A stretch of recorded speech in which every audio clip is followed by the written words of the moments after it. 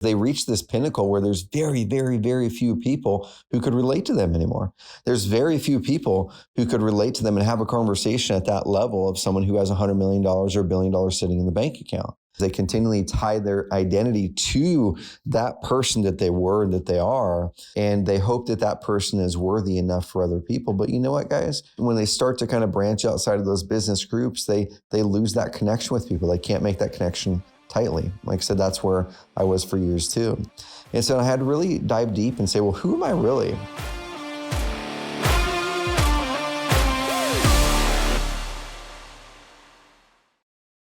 Last week, I was on a call with one of our Carrot customers, a really, really successful guy, multiple seven-figure a year business. And we talked about a topic that honestly isn't talked about a whole lot, but is probably thought about by almost 100% of y'all listening to this. Not 100%. I'm sure some of you guys have figured this out, but a lot of us suffer from loneliness as an entrepreneur, right? So this episode of the Trevor Truck Talk, I'm actually not in the truck.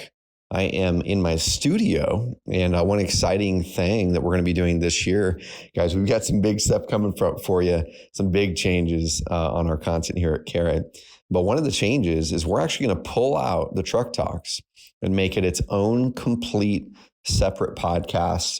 It'll be Carrot's second podcast. We're going to be tightening up the focus of the Carrot Cast to just marketing, just really marketing and closing more deals focus. So we're going to be launching a new episode on the Carrot Cast that's going to take the place of this episode each Thursday. That's going to be, basically it's going to be a show, about a 15-minute evergreen marketing show. We're going to talk tactics, dive into stuff in a way deep I'm going to be leading that one, but keep an eye out, guys.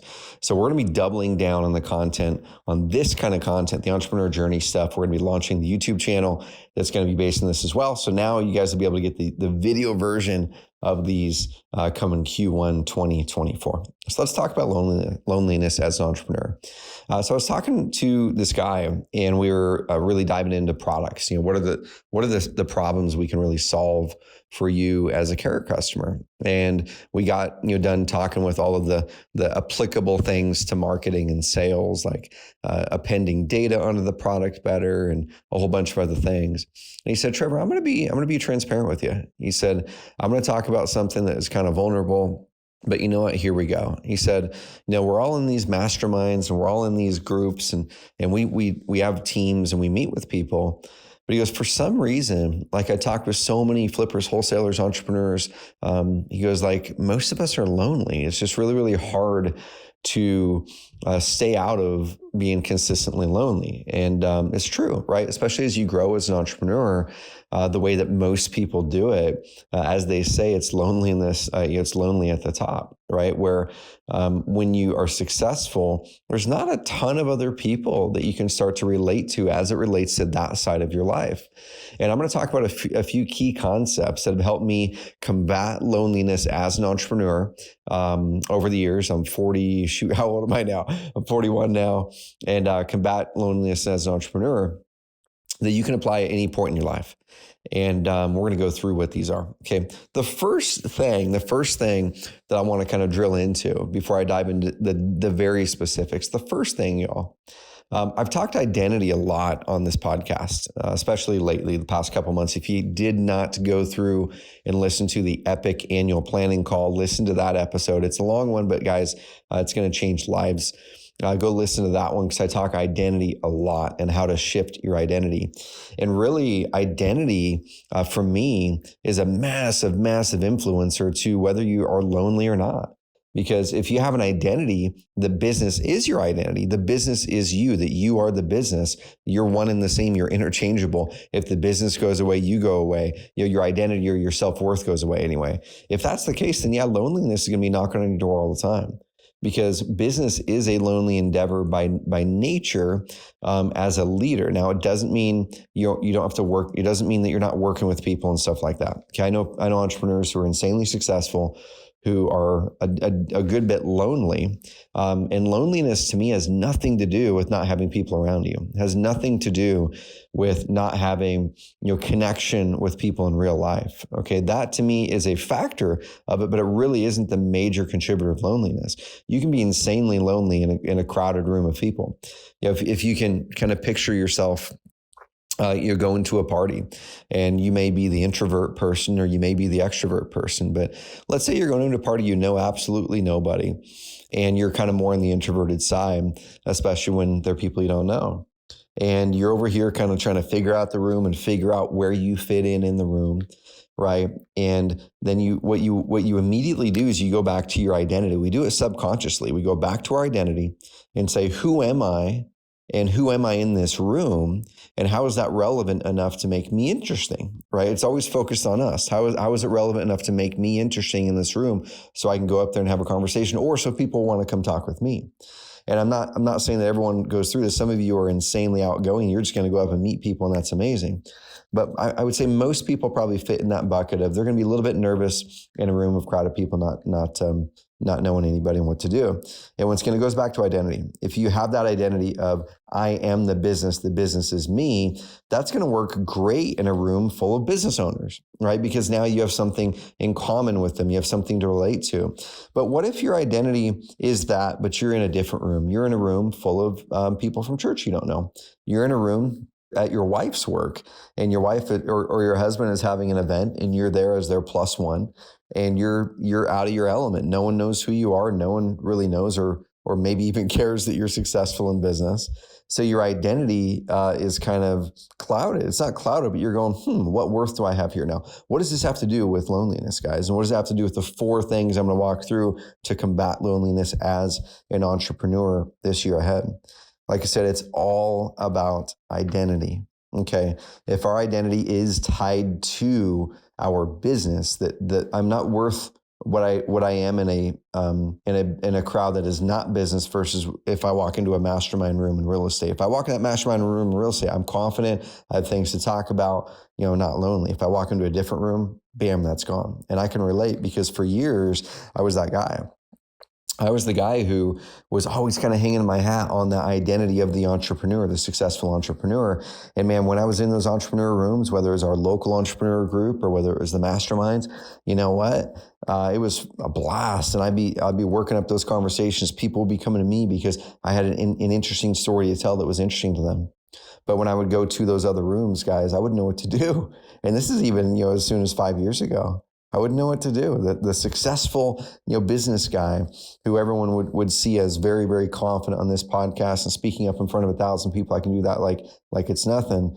But man, you go put me in a room 5 years ago with people I didn't at that time feel like I related to. Man, it was hard. I felt lonely in a crowded room of people. Okay, so here's a couple things. The first one of these, I'm going to actually add one on. The first one of these 4, now it's 5, is identity.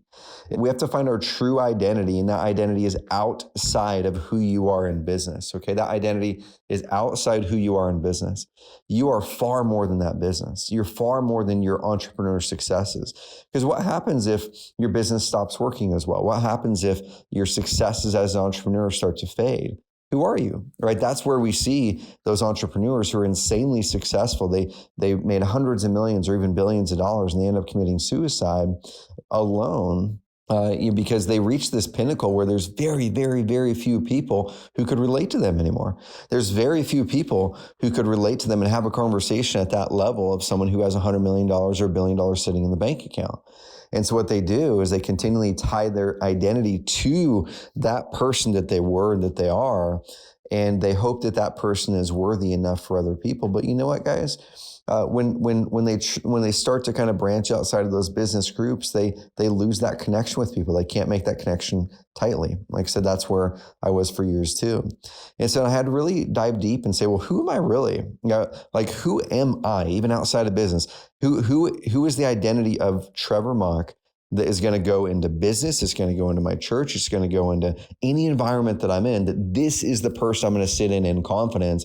And I happen to also be a business person. I had to pray on that for a long time. I had to really, talk with people and seek out wisdom And for me, my identity is a man of Christ. My identity is a husband, who loves his wife. My identity is a father who wants to build the strongest, most confident, kids who can contribute to the world. That's my identity. My identity is a leader who wants to help unlock people, unleash people from the trap of a business that they had started, because that's what happened to me. That's my identity. And that's going to carry forward in anything I do. That's going to carry forward into the newsletter I'm launching this year, into the YouTube channel I'm launching this year. That's going to carry forward into me at work, into the work mastermind. It carries forward into my Bible study, into my church group.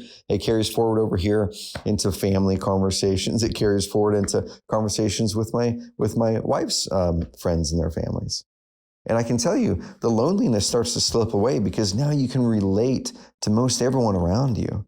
It's not just about you in business and letting people see your significance. It's about you and who you are, helping to be of service to other people. Okay, so that's the first thing, guys. You can do these next 4 things I'm going to list out. If you don't do the first one and nail the identity shift, the next 4 aren't going to be as powerful. Okay, so the 4 here that I'm going to give you, these are pretty tactical now.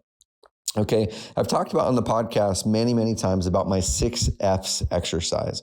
And it's something I do every quarter. I do when I'm going into the new year or when I'm just feeling things are off, things are out of balance. So it feels like, man, I'm getting wore out. I'm getting burnt out.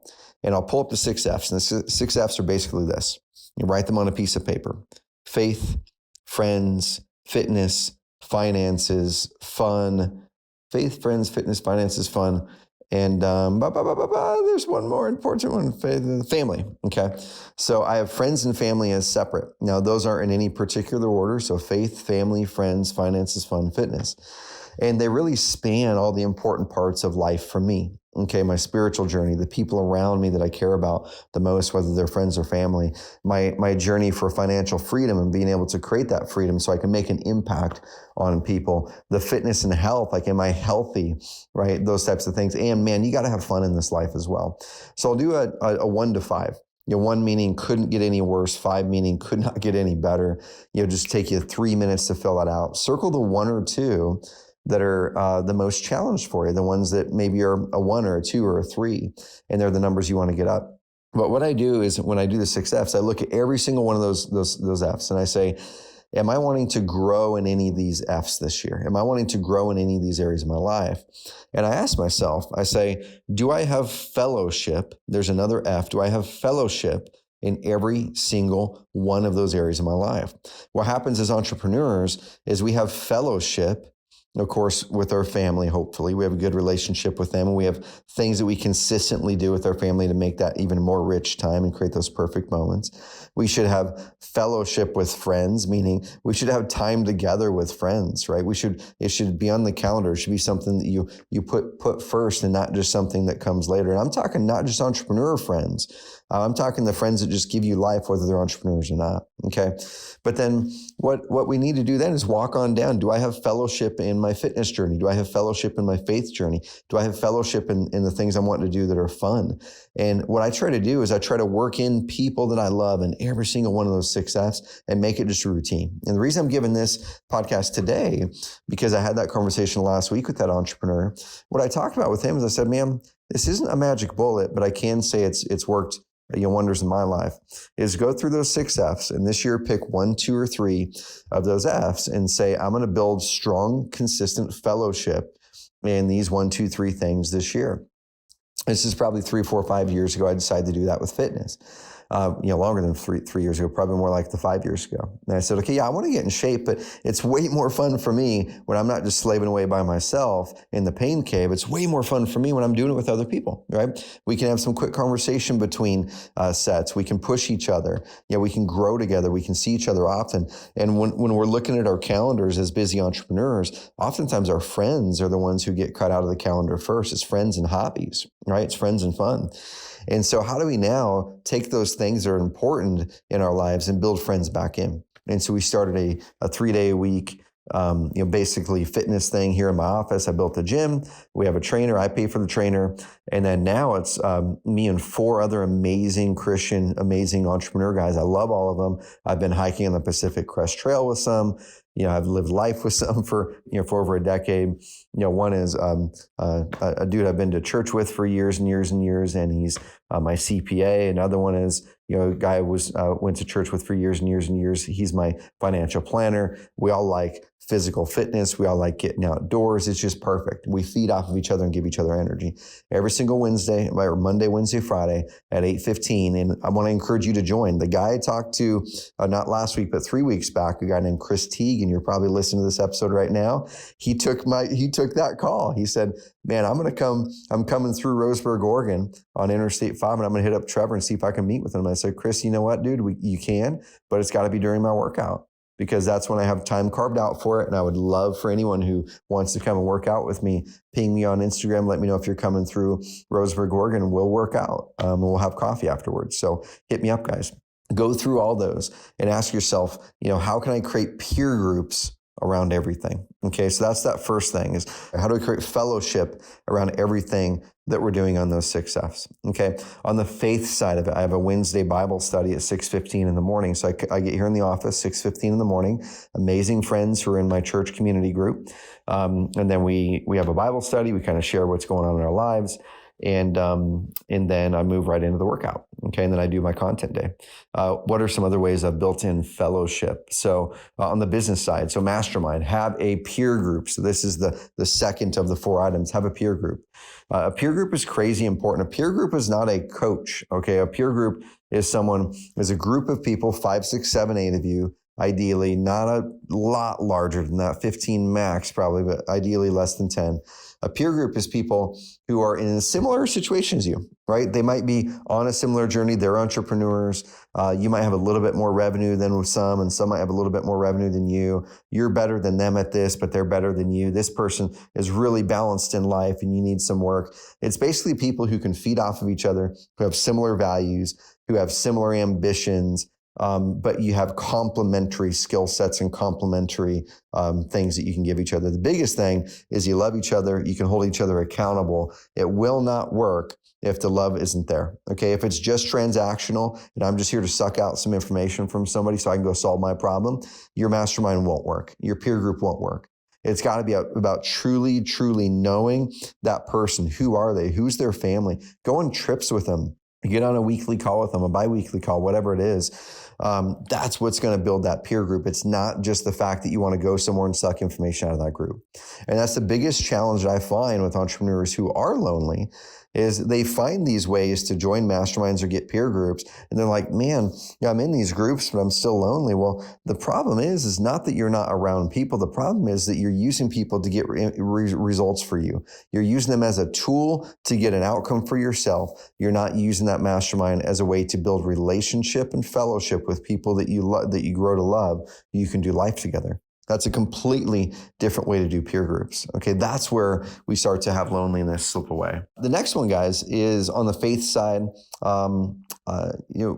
Find something that's bigger than you. Okay, when we're lonely, it's usually because we're trying to build our significance. And when we try to build our significance is never going to be good enough. Okay, because there's always going to be someone bigger, someone richer, someone more successful, someone more better looking, someone more charismatic. There's always going to be someone better and more of what you're trying to do, right? And so when we look at that and we go, well, what am I believing in then? Oftentimes people believe in the world around them. They believe in that more achievement equals more significance equals more joy and happiness, and more joy and happiness means I'll be fulfilled and I won't be lonely anymore. Guys, that's not going to be true. Significance does not lead to more joy and happiness on the long term. It might in the moment, it might feel good because you get validated in the moment, but it does not lead to long-term consistent joy and happiness, which leads to fulfillment. Okay, what does? Well, for me, it's knowing that it's not all about me. It's about me being of service to other people. It's me, spreading the word. It's me really living through God and recognizing and knowing that I am not the greatest being in this universe. I'm just here to really fulfill, what I've been called to do. And when I'm fulfilling what I've been called to do, and when I'm really stepping into that fully, it's not about me. When it's not about me, it's about other people. Guys, what happens when it's not about you and it's about other people? You build fellowship. Loneliness starts to slip away because other people are attracted to people who are interested in them. Other people are attracted to people who are interested in them and who serve them. Think about people that you love and enjoy. Do you really like to hang out with people who are interested in you or who talk about themselves and their achievements all the time? Are you interested in learning from people or being around people or emulating people who are interested in you and what you're going after, and they're just pumped up whenever they hear your successes or your stories? Or the people who just rant off all the problems or the challenges or the wins that they've had in their business? Of course, guys, it's the people that are interested in us and show that interest and show that love, that true, genuine interest. Those are the people that we want to be around. So be that person for other people, okay? Step into that, and you do that through service, and you ask, well, what am I serving? For me, it's the higher power. I would really, really challenge you to pray on that, meditate on that, because once you find that and build fellowship in faith, fellowship in that, and really step into something bigger than yourself that you believe in, guys, I can guarantee loneliness starts to slip away again. Okay. The last of the 4 here is find a hobby. Okay. I was literally just texting with Sean on my team about this, and we've been encouraging each other about this. And he said, hey, Trevor, you mentioned that you're going to take on a new hobby this year. So what's that new hobby? He's holding me accountable. And I'm like, man, I've got a short list of them, but I haven't pegged it yet. I haven't nailed it yet. We're a couple weeks into the new year. I need to pull away for half an hour and just say, yeah, this is it. Get it on the calendar and then build fellowship around it. So I am going to do another half marathon this year. I need to pick which one it's going to be. And when I do, I'll toss out the dates and invites, and hopefully some of y'all will fly in or drive in and meet me there, and we'll go do it together. But I'm going to pick up a hobby, something with some adrenaline attached to it, something that's consistent, that I'm doing at least 2-3 times a month, and something I can do with other people. Okay. So pick up a hobby, guys. Hobbies are amazing to meet people. Hobbies are just also amazing to get your brain out of that loneliness, depressive mode, because oftentimes when we're just stuck doing work all the time, and we're driving to that next goal, and we realize that next goal does not unlock long-term joy and happiness, we kind of get stuck. And then we do more work thinking that more work is going to do it. And then we do more and we do more. And then we get to this spot where we go, what is this all about? What is all of this all about? I've got this money, but man, I don't have deep friendships. I don't have, I'm not excited in an amazing way about next year, 10 years out, because it feels like it's going to be more of the same. I feel like I'm not really sure anymore about what life is about because I nailed this financial side of it. And man, that didn't solve before me. Made some things easier, some things cooler. And you know what? I really enjoy being rich and versus poor, right? But it's not going to solve all the problems. And so when we really look at building that hobby, it's going to give you joy. It's going to give you something that energizes you outside of work. The greatest way to get burnt out, guys, is not working too much. Okay, I'm going to drop this on you. The greatest way to get burnt out is not by working too much. It's by actually not doing the things outside of work that give you energy. Okay, so guys, I'm going to rattle these off. Number 1, mindset, and not mindset, but identity shift. You've got to step into an identity that really is outside of your business. So you're not only just more interesting, but you see your value in the world outside of you as an entrepreneur. That alone is going to add so much to your life. Number 2 is make it so everything is wrapped around fellowship. Do those 6 F's and ask yourself, how can I build fellowship into each one of these with people I love, people I truly enjoy and want to be around? Build that peer group, not just a mastermind. If you're in a mastermind, step into that mastermind and say, this isn't just about what I can suck out of this. This is about the people and the relationships I can build. I'm going to build really tight relationships with 3 to 8 people in here. We're going to get together in person. We're going to learn about each other and our families. We're going to grow and do life together. Okay, guys. Then you're going to step into that and say, man, I need to believe in something greater than myself. When it's all about me and it's about significance versus service, loneliness starts to creep in a big way, because you're never going to be, you by yourself are never going to be significant enough to be able to make you feel like you've got it figured out. There has to be something that you are driving for and towards that is greater than yourself, that means much more than just did I achieve something in business. And last is get a hobby in place, guys. Build fellowship around that. Have a blast doing it. All right, guys. So I want to drop this on you. Keep an eye out for the launch of the new podcasts that are coming out. One of them will still be on this stream here on the Carrot Cast. The other one will not. It'll be on a separate,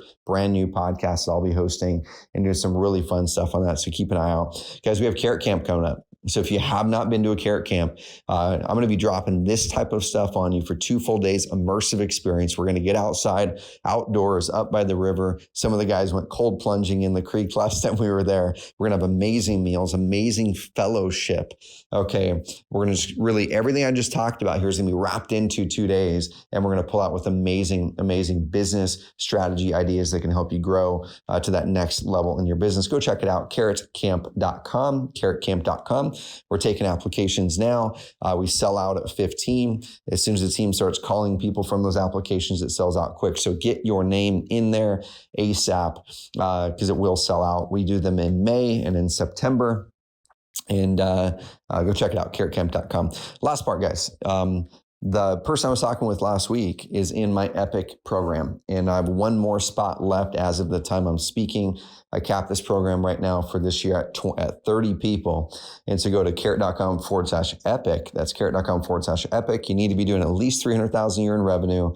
My goal is to help you get to that next revenue level while building a rich life in all aspects of your life.